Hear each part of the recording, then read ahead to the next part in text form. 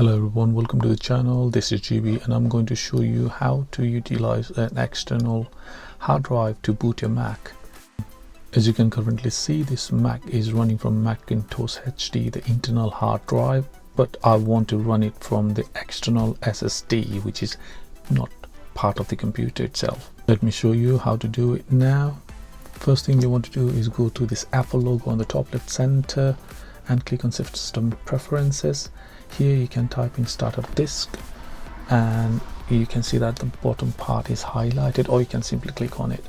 After clicking it, you can see that my computer is running from Macintosh HD.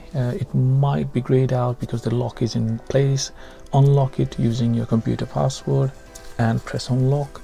And this time, if you have already not connected your external hard drive, connect it at the rear of your PC into one of the USB ports.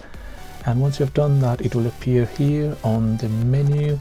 So if we see on the right hand side, that's NVMe, the external booting device that I have got and which I want to boot my computer from.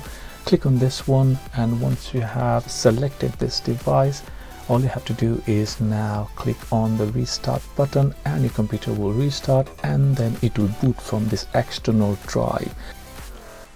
Once your computer is restarted, go on to the Apple logo, click About This Mac, and look at here where it says clearly Startup Disk is now NVMe for boot. So if you want to learn how to convert an external drive into a bootable drive for Mac, please watch my other video.